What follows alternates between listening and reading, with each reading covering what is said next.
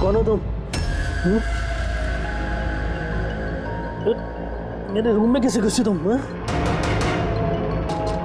Housekeeping अभी manager को phone करके तुम काम से निकलवाता हूँ। सॉरी रतन सर, एक्चुअली आपके रूम का फायर अलार्म गलती से बज गया था। मैं चेक करने आया था कि कोई खतरा तो नहीं है। मैंने दरवाज़ा नॉक किया था पर शायद आप सो रहे तो इसलिए खोला नहीं, इसलिए मुझे मास्टर की यूज़ करके अंदर आना पड़ा। Are you fine? फाइन, गो।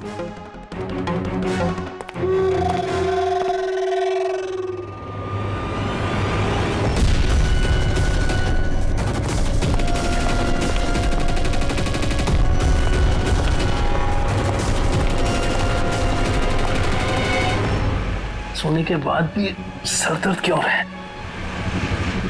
लगता है डबल शॉट कॉफी देनी पड़ेगी। हाँ लिशा, काम हो गया। Great job. अब फटाफट वहां से निकलो, होटल का एक्चुअल स्टाफ 5 मिनट में वहां आ जाएगा। हाँ ठीक है, मैं निकलता हूँ, bye.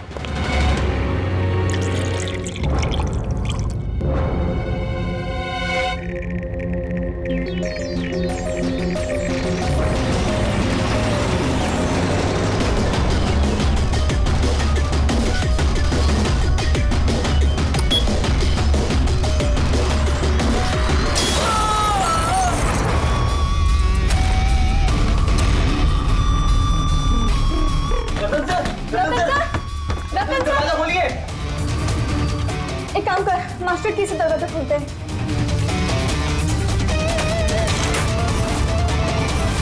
Ratan sir, Ratan sir, Ratan sir!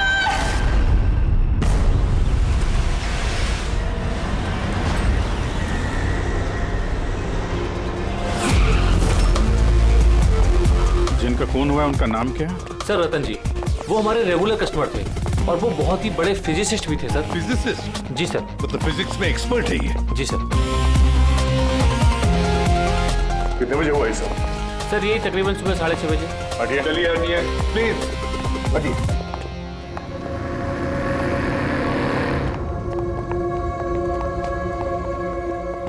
My God,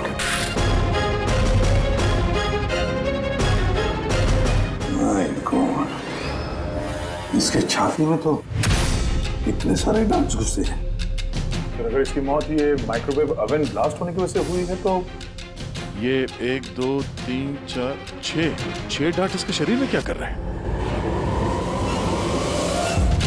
microwave blast नहीं हुआ सर, यहाँ तो गन रखी हुई है। डार्ट्स पहले से ही गन में फिक्स थी। ऐसा लगता है इस रतन को मारने की अच्छी खासी प्लानिंग की गई है। क्यों मैनेजर साहब, पता भी है आपको क्या हो रहा है आपके होटल में? आपके होटल के गेस्ट को किसी ने मारने की प्लानिंग की, माइक्रोवेव में ये डार्ट लगाकर। सर मैं खुद सरप्राइज हूँ कि ये सब क्या हो रहा है।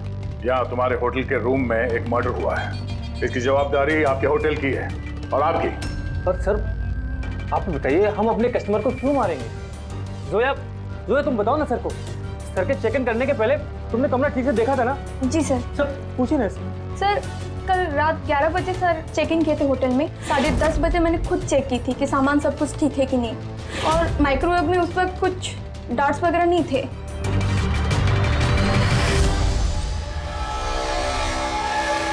सर आधा खाया हुआ पिज्जा है सर।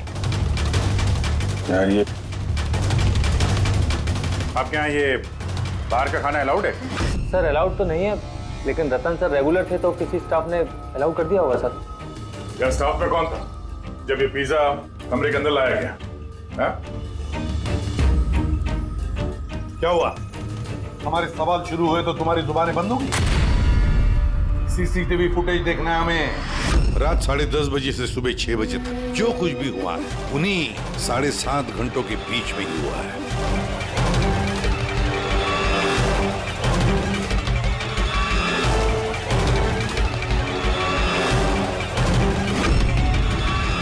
जोया 10:30 बजे रतन जी के कमरे में गई और 11:15 बजे बाहर आई, 15 मिनट में।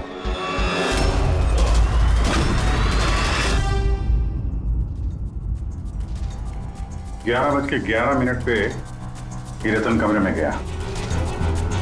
फॉरवर्ड करना जरा।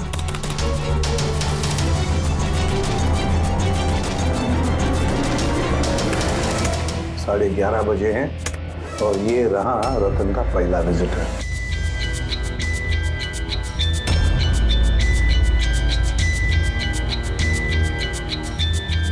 अरे 5 मिनट में बाहर भी आ गया। काफी गुस्से में भी लग रहा है कौन है? सर ये अमित है, रतन सर के भाई। पहली बार आए थे होटल में। रतन जी तो मिलना भी नहीं चाहते थे इन्हें, पर इन्होंने जबरदस्ती करके रूम में घुस गए।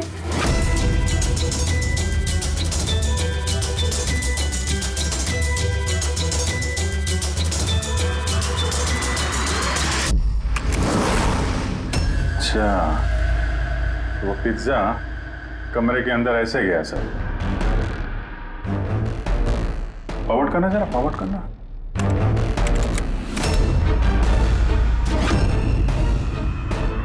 ये निकली स्टॉप 2 बजे।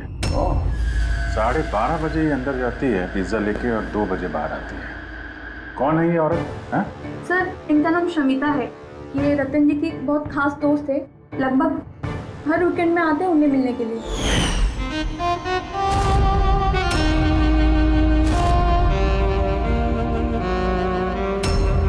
शमिता खास दोस्त रात के 12:30 बजे आती है पिज्जा लेकर।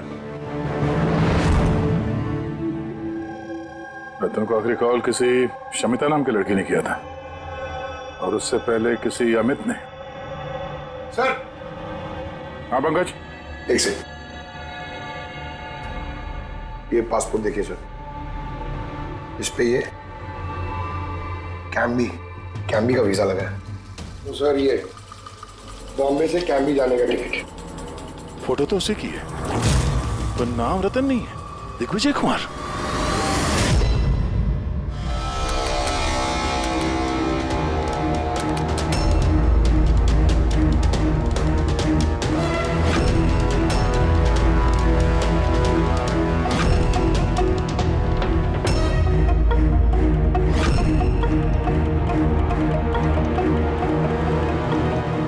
सुबह के 6 बजे होटल का स्टाफ मेंबर रतन के कमरे में जाता है और 6:30 बजे बाहर आता है, मतलब ठीक रतन की मौत से पहले।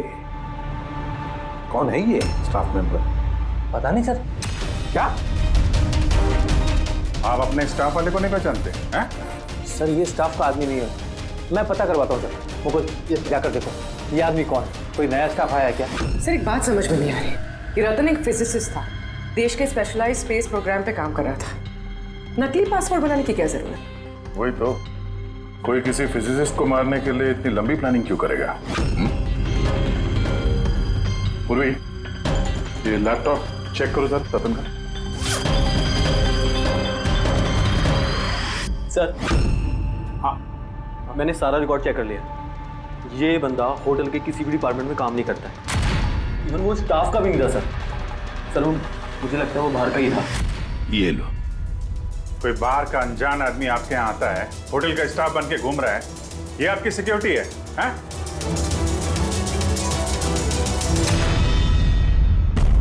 हाँ पूर्वी, कुछ मिला? हाँ सर, लैपटॉप हैक किया तो कुछ सीक्रेट फाइल्स मिली है। ये कुछ खुफिया इंफॉर्मेशन है, देश की सुरक्षा से कनेक्टेड। माय गॉड, ये क्या हुआ? सर ये खुफिया इंफॉर्मेशन रतन किसी को बेचना चाह रहा था। ये देखिए, इस डील से रिलेटेड मेल्स भेजे उसने किसी को। ये देखिए, ये सारे हैं। एग्जैक्टली ये खुफिया इंफॉर्मेशन क्या है जो रतन बेचने वाला था? सर हमारे देश के बॉर्डर पे कितने जवान तैनात हैं, आर्मी के पास कौन कौन से हथियार हैं, फौज की टुकड़ियां किन किन एरियाज में और कहाँ पर नहीं, सारी जानकारी है इसमें। अगर ये इंफॉर्मेशन किसी गलत आदमी के हाथ लग गया तो देश की सुरक्षा को खतरा हो सकता है। सर ये मिलिट्री की कॉन्फिडेंशियल फाइल्स उसे मिली कहाँ से? ऑब्वियसली पंकज, किसी आम आदमी के पास ये क्लासिफाइड फाइल्स नहीं हो सकते हैं। ये क्लासिफाइड फाइल्स और ये डुप्लीकेट पासपोर्ट इस बात की तरफ इशारा कर रही है कि ये रतन कोई फिजिसिस्ट नहीं था, ये किसी दुश्मन देश का जासूस था जो अपना काम करने के बाद इस नकली पासपोर्ट के जरिए देश छोड़ के भागने वाला था हमेशा के लिए। ये तो एप्रन वगैरह निकाल के बाहर निकल गया सर। फोन पर भी बात कर रहा है। हो सकता है पार्टनर हो बाहर। रेडी, होटल के बाहर के जितने भी सीसीटीवी कैमराज हैं ना, सबकी फुटेज चेक करो। सर जब तक इस अनजान स्टाफर का पता चलता है, ये शमिता और रतन का भाई अमित, इनसे पूछताछ करते हैं। सर ये रतन शायद फिजिसिस्ट नहीं था, दुश्मन देश का जासूस था सर। जासूस? हाँ सर, हमें उसके बैग से ये नकली पासपोर्ट मिला। उसके लैपटॉप में ये खुफिया फाइल्स है सर, ये देखिए।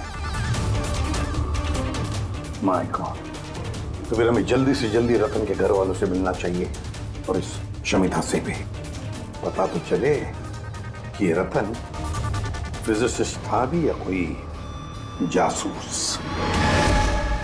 एक तो अभी मेरे पति का खून हुआ है और अब सीआईडी वाले उन पर देर से गद्दारी का इल्जाम लगा रहे हैं। भाभी भाभी संभालिए अपने आप को। वैसे ही भाई साहब की मौत के सदमे से आपकी तबीयत खराब है। सर अमित, आपसे भी कुछ सवाल करने हैं हमें। आप लोग एक साथ एक ही घर में रहते हैं, तो कल रात अपने भाई के पीछे पीछे होटल रूम में क्या करने गए थे आप? मैंने ही भेजा था उन्हें वहां। तुमने भेजा? किस लिए? क्योंकि रतन भाई साहब पूरी प्रॉपर्टी अपने नाम करके हमें घर से निकालना चाहते थे। वसीयत के पेपर के साथ भी छेड़छाड़ की थी उन्होंने, और अपने भाई का तो उन्हें कोई लिहाज ही नहीं था। ये तुम क्या कह रही हो दिया? भाभी प्लीज। ये सारी बातें यहाँ पर हो सकती थी घर में, इसके लिए होटल में जाने की क्या जरूरत थी? सर लड़ाई झगड़ा करके हम घर का माहौल नहीं खराब करना चाहते थे, और रतन भाई साहब इस टॉपिक को कई दिनों से अवॉइड कर रहे थे, इसलिए मुझे लगा कि होटल में जाके बात करना ही ठीक रहेगा। मगर कमरे से तो तुम बहुत जल्दी वापस आ गए थे, इतनी जल्दी बात हो गई? सर होटल के कमरे में भी बात हो नहीं पाई थी। भाई साहब बहुत नींद में थे और थके हुए थे, इसीलिए चिड़चिड़े भी हो गए थे, और गुस्से में आके मैं भी वहां से निकल गया। इतना बड़ा घर है फिर भी होटल में जाके ठहरते थे हैं? सर रतन काफी इंट्रोवर्ट थे, उन्हें अकेलापन चाहिए होता था ताकि वो अपने काम में ज्यादा ठीक से ध्यान लगा सके। घर में भी होते तो अक्सर वो अपने कमरे में ही होते थे।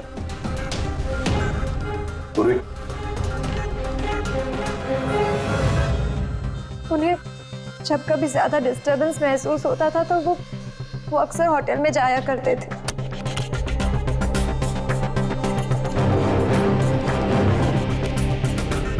ये शमिता कौन है? शमिता? प्लीज कुछ कीजिए ऑफिसर, मैंने सुबह मिसिंग कंप्लेन दर्ज कराई थी, शाम होने वाली है, मेरी बीवी का कहीं कुछ पता नहीं चल रहा है। जीजू प्लीज रिलैक्स, शमिता दीदी मिल जाएंगी। क्या शमिता जी लापता है? जी। आप लोग? हम लोग सीआईडी से। अच्छा वो आप लोग आ गए, ये लोग तो कुछ कर नहीं पा रहे, अब आप लोग पता लगाइए ना मेरी बीवी कहाँ है। हम लोग तो पता लगा ही लेंगे, एक खून करके जो भागी है वो। क्या?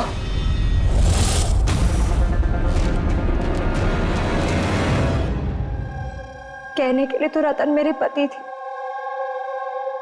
लेकिन मैं उनके बारे में कुछ नहीं जानती थी। वो मुझसे कुछ भी शेयर नहीं करते थे। उनकी जिंदगी के हर पन्ने मेरे लिए राज से कम नहीं था। ये शमिता कौन है मैं कुछ नहीं जानती, मैंने ये नाम भी नहीं सुना।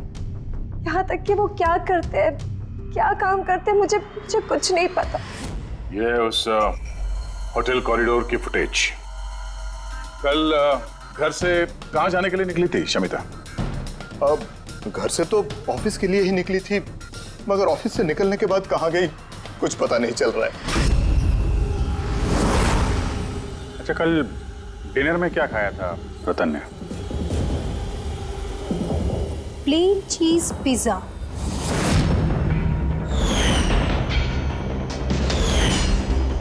है ना भाभी?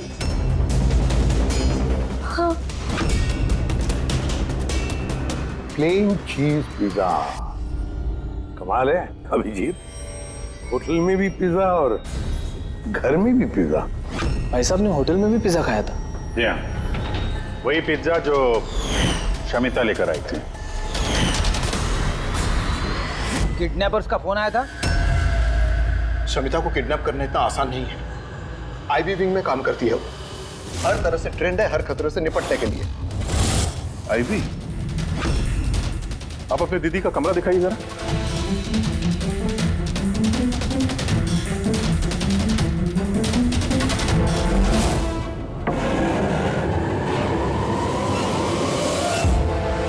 सर, ये है दीदी का कमरा।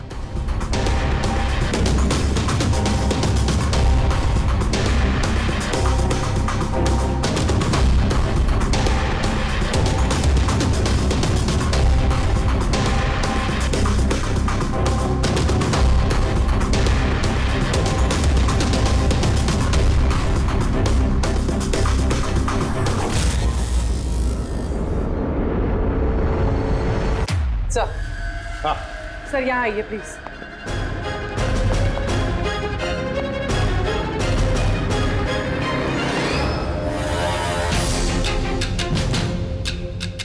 ये लो, कमरे के अंदर कमरा। सर इधर आइए।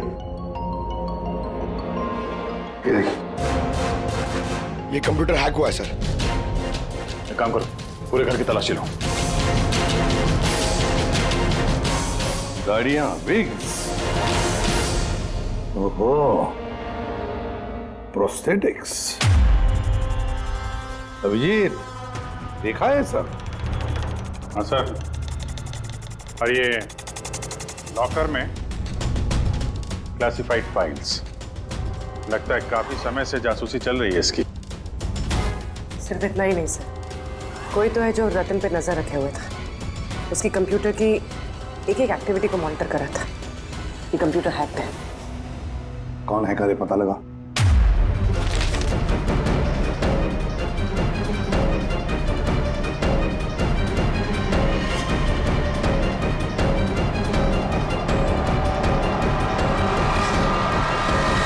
अब क्या कहना है आप लोगों को इसके बारे में? एक ही छत के नीचे रहते थे आप लोग रतन के साथ, और इस बारे में आप लोगों को भनक भी नहीं है। सर भनक कैसी लगती सर? रतन भाई साहब तो अपने कमरे में किसी को घुसने भी नहीं देते थे। और यहाँ तक कि सर काम वाली को भी नहीं, सफाई वगैरह भी वो खुद ही किया करते थे। फिर जस्मीन जी, आपका क्या कहना है? हैं? ये तो बेडरूम के अंदर का ही तो कमरा है। सर मैंने आपसे कहा ना, मुझे कुछ नहीं पता। अरे ये कब और कैसे? तो शमिता घर पे नहीं है सर, लापता है वो। आईबी ब्यूरो में काम करती है सर। हमने उसका लैपटॉप चेक किया। पूर्वी को रतन के लैपटॉप पे जो खुफिया इंफॉर्मेशन मिली थी सर, वो सारी इंफॉर्मेशन यहाँ शमिता के लैपटॉप पे भी है। ये जानकारी लीक करके देश छोड़ के भागने का इरादा था। दया, ये शमिता आईबी में नौकरी करती थी, इसका मतलब है वो देश की सारी खुफिया जानकारी उसके पास थी, जो वो रतन को देती थी, और रतन ये दुश्मन देशों को दे देता था। दोनों पैसे कमा रहे थे इसके ऊपर। हाँ सर, मगर इस बार उसने डबल क्रॉस कर दिया रतन को। उसने उसे जान से मार दिया और मार के यहाँ से भाग गई। या सारे के सारे सबूत इकट्ठा करो और ब्यूरो में लेकर आओ। सर ये देखिए सर, ठीक ब्लास्ट से पहले सुबह 6:30 बजे के आसपास इस लाल गाड़ी में एक औरत होटल से बाहर गई। सर हाँ, वो जो नकली होटल स्टाफ वाला था ना सर, वो भी उसी वक्त निकला था, लेकिन दूसरे गेट से। ये देखिए। पूर्वी, गाड़ी कितने बजे आई थी होटल में? सुबह 6 बजे। निकल गई 6:30 बजे, आधे घंटे बाद। लड़की के चेहरे पे जूम करो जरा, देखें तो सही। हमारे डेटाबेस में कुछ नाम और चेहरे हैं जिनसे देश की सिक्योरिटी को खतरा है। ये गद्दारों और जासूसों वाली लिस्ट है। इनके चेहरे स्कैन करो और उन सब से मैच करके देखो। और पंकज, आगे उसे पता करो कि ये गाड़ी किसके नाम पर रजिस्टर्ड है। सर बड़ा ही कंफ्यूजिंग केस है सर, कुछ समझ में नहीं आ रहा है आखिर ये माजरा है क्या। फ्रेडी, एक बात तो पक्की है कि ये केस देश की सुरक्षा से जुड़ा हुआ है, इसलिए जिसने भी इस शमिता और रतन को मारा है ना, वो कोई मामूली क्रिमिनल नहीं, मामूली खूनी नहीं है, ये चक्कर कुछ और ही है। ओहो, अरे क्या हुआ, कुछ मिला? हाँ सर, मिला। ये आदमी और औरत उस लिस्ट में नहीं है देश के गद्दारों वाली, बल्कि उन लोगों की लिस्ट में है जो देश से गद्दारी करने वालों को पकड़ के खत्म करते हैं सर। ये दोनों आईबी ऑफिसर्स हैं, अलीशा और ईशान। ऐसे भी प्रद्युम्न, मैं आपकी बहुत इज्जत करता हूँ, इसलिए मैं कुछ नहीं कह रहा। अगर यही इल्जाम किसी और ने लगाया होता तो वो ऑफिसर अब तक बहुत पछता रहा होता। शेखर जी, आप आईबी के हेड हैं, इसलिए तो ना आपका ये धमकी भरा रवैया मैं भी बर्दाश्त नहीं करता। एसीपी साहब, मैं धमकी नहीं दे रहा हूं, आपके इल्जाम का जवाब दे रहा हूं। आपने बड़ी आसानी से हम पर रतन और शमिता के खून का इल्जाम लगाया है। क्या आपको लगता है कि वो देश के गद्दार थे और इसीलिए हमने उनको मार डाला? मैं इल्जाम नहीं लगा रहा, मैं साफ साफ पूछ रहा हूं कि क्या जो कुछ भी हुआ वैसा ही हुआ? देखिए सर, हम लोगों को पता है कि आप लोग जानते थे कि ये दोनों देश के सुरक्षा से संबंधित कुछ खास जानकारी दुश्मनों को बेचने वाले थे। और हमें यह भी पता है शेखर जी कि जिस वक्त रतन का खून होने वाला था, उस वक्त ईशान और आलिशा वहां उस होटल में मौजूद थे। रतन का खून होने से कुछ मिनटों पहले ही ईशान रतन के कमरे में गया था। शमिता रतन के कमरे में पिज्जा लेकर गई थी, एक ऐसा पिज्जा शायद जिसमें बेहोशी की दवाई थी। हाँ? तो आप लोगों ने शायद उससे कुछ ऐसा कहा होगा कि हमारे लिए काम कर दो और रतन को मार दो, तो आप लोग उसे छोड़ दोगे। क्यों? मगर वो अलग बात है कि उससे पहले शमिता मारी गई खुद अपने ही घर में। ये सच है कि हमें शमिता और रतन के गैर कानूनी कामों के बारे में पता चल गया था और इसीलिए सिर्फ और सिर्फ हम लोग उन पर नजर रख रहे थे। कुछ ऐसी कहानी सुनाइए शेखर जी जिस पर यकीन किया जाए। सर प्लीज, आप शेखर सर से इस तरह बात नहीं कर सकते। और तुम भी एसीपी साहब से इस तरह से बात नहीं कर सकते। Relax boys.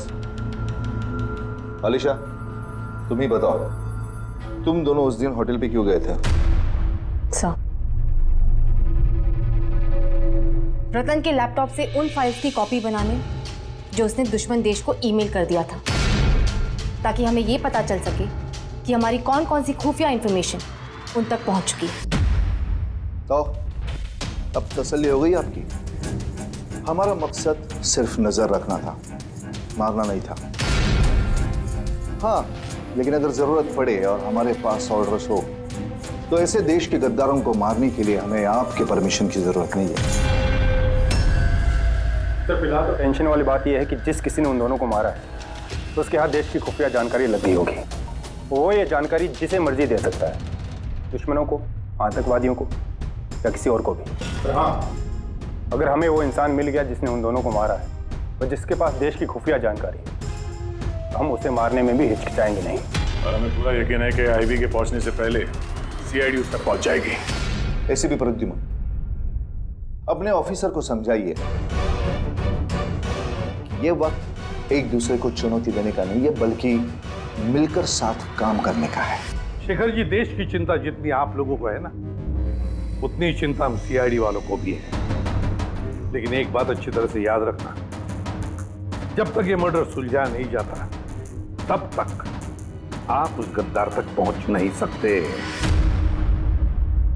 शमिता ने वो खास जानकारी लीक करके रतन को दी और रतन वो इंफॉर्मेशन किसी को बेचने वाला था।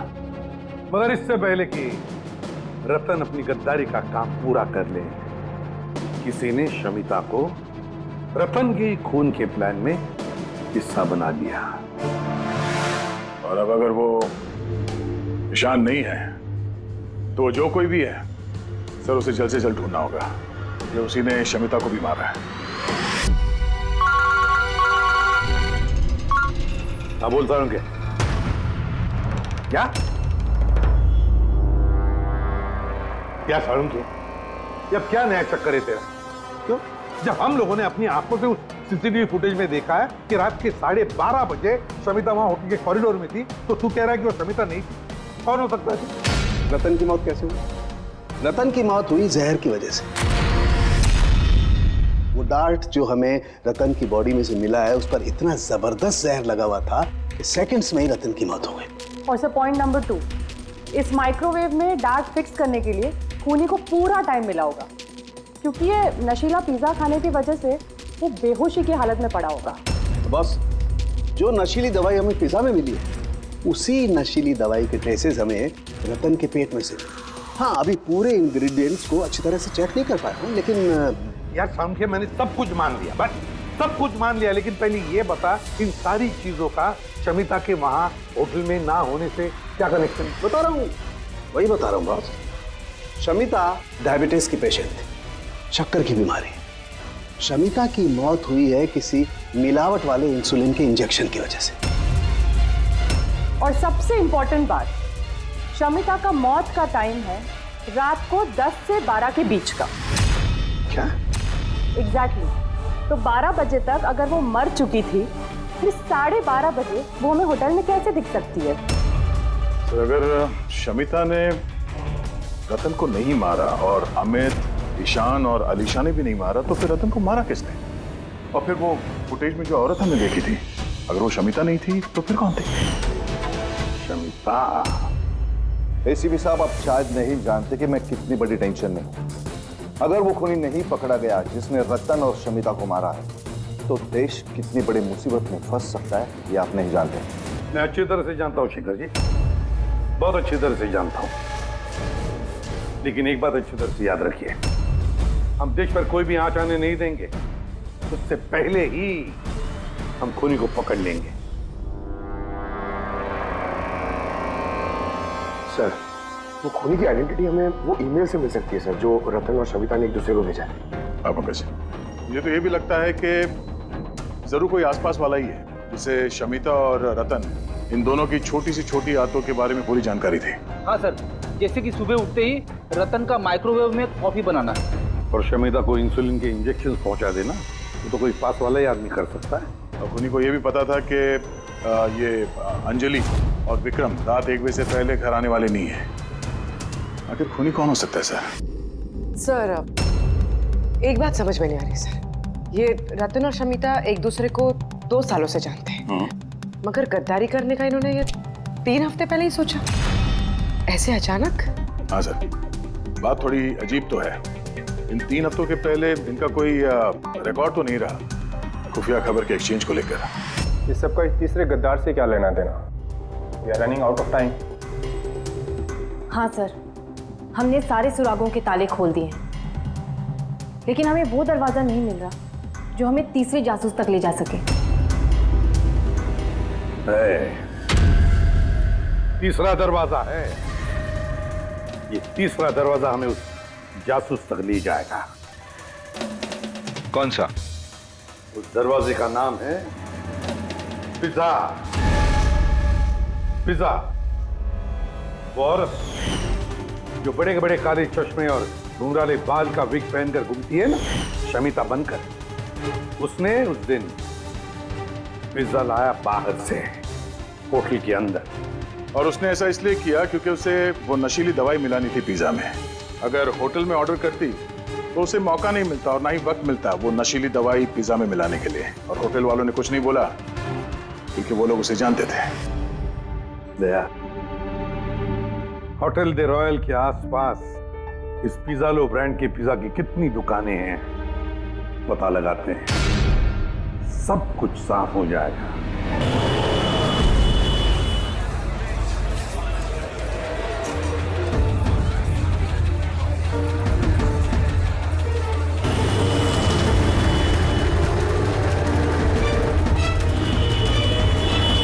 हाँ सर, कल रात 12:15 बजे कोई तो आया था पिज्जा लेने, लेकिन वो कोई लड़की नहीं बल्कि एक लड़का था।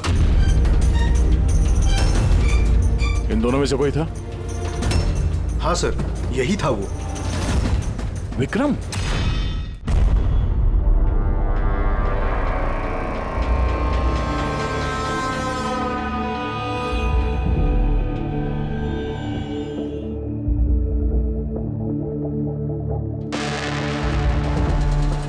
चक्कर क्या है?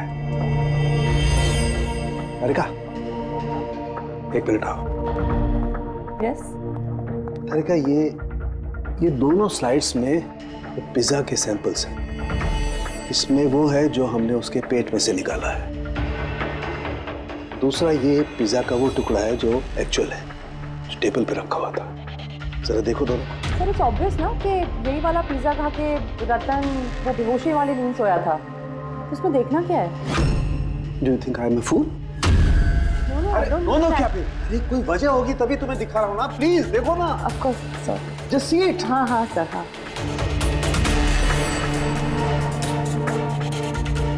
वेट अ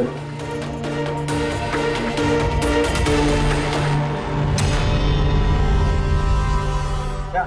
इसका मतलब रतन ये पिज्जा खा के बेहोश नहीं हुआ है? एग्जैक्टली वही दिखाना चाहता था मैं तुम्हें। क्या खाया होगा उसने?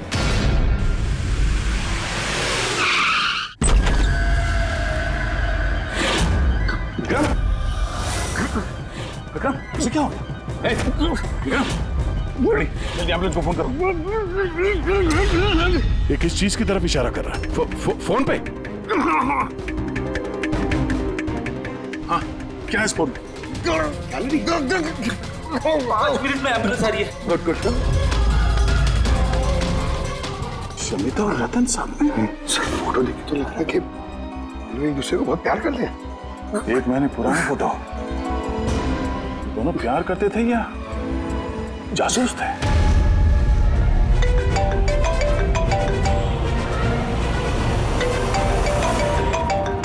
हाँ डॉक्टर साहब। अरे यार, इस केस में तो नया ही पेज फंस गया। अब क्या हुआ? याद है वो पिज्जा जो रतन ने खाया था होटल में, जिसकी वजह से वो गहरी नींद सो गया? हाँ हाँ, वही पिज्जा जो वो नकली शमिता होटल के रूम में लेकर गई थी। यार यही कच्चा खा गए। दरअसल रतन उस पिज्जा को खाने की वजह से बेहोश हुआ ही नहीं। रतन बेहोश हुआ है किसी और चीज को खाने की वजह से, जो शायद उसने होटल में आने से पहले ही खा ली। होटल में आने से पहले? अभिजीत ने बताया था कि होटल आने से पहले रतन ने पिज्जा ही खाया था। अच्छा, कल डिनर में क्या खाया था रतन ने? प्लेन चीज पिज्जा, है ना भाभी? हाँ।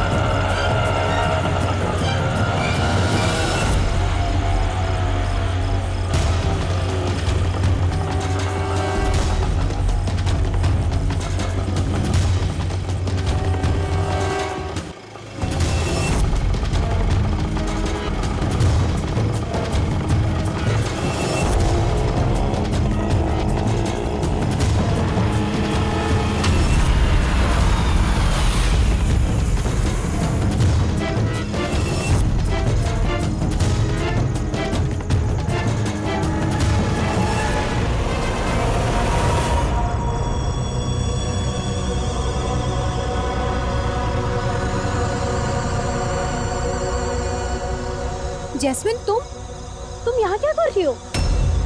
इन लोगों ने मुझे कुछ इन्फॉर्मेशन लाने के लिए कहा। मुझे कुछ पता ही नहीं उस इन्फॉर्मेशन के बारे में। इन्होंने कहा कि अगर मैं नहीं आई तो ये लोग मुझे जान से मार देंगी, इसलिए मैं यहाँ आई हूँ। वो कौन तुम लोग? हम तीनों को यहाँ धोखे से बुलाने का मतलब? देश के साथ धोखा ना हो, इसलिए हमें कभी कभी मुजरिमों के साथ धोखा करना पड़ता है। आई बी विंग। आप लोग वही है ना जिन्होंने रतन भैया को मारा था? रतन को किसने मारा और किसने नहीं, इसकी सच्चाई जल्द सामने आ जाएगी। लेकिन दिया, अमित, एक और सच्चाई आना बाकी है। वो क्या? वो ये कि तुम दोनों को ये पता होना चाहिए कि तुम एक देश के गद्दार के साथ रह रहे हो, है ना जैस्मिन?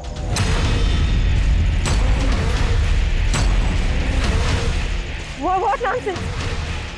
तुम लोग मुझे देश का गद्दार कह रहे हैं? रतन को बेहोशी वाला खाना तुमने खिलाया था ना, जिसकी वजह से उसकी बाद में मौत हो गई। अब तुम्हारी भलाई इसी में है कि तुम जल्दी से अपना जुर्म कबूल कर लो। क्या कह रहे हो तुम लोग? मैंने सब कुछ नहीं किया है। कौन सी बेहोशी वाली दवाई? मैं अपने पति को क्यों मारूंगी? हाँ, क्यों उसे बेहोशी वाली दवाई दूंगी? हमें तुम चुप क्यों? हाँ, तुम उस दिन मेरे साथ थे ना, जब मैंने रतन को खाना दिया था। तो फिर तुम कुछ क्यों नहीं बोल रहे? चुप क्यों? कुछ तो बोलो ना। सारी कोशिशें बेकार है जस्मीन। अपने देवर भैया के मुंह से सच उगलवाने की कोशिश मत करना, क्योंकि ये अपना मुंह खोलेगा ही नहीं। ये सारा किया धरा इसी का है।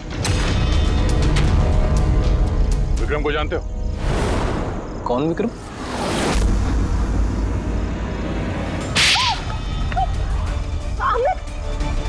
आप लोग इस तरफ आइए।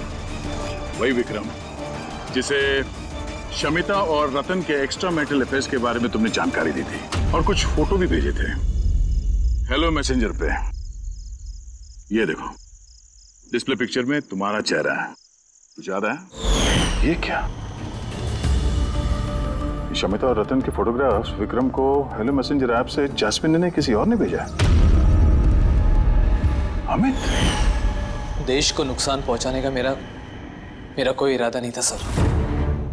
और ये सारा गद्दार जासूस वाला जो एंगल है, ये सब कुछ मेरा गेम प्लान था, ताकि मैं कानून को गुमराह कर सकूं। पूरी बात डिटेल में बताओ। ये गद्दारी वाला नाटक क्या है?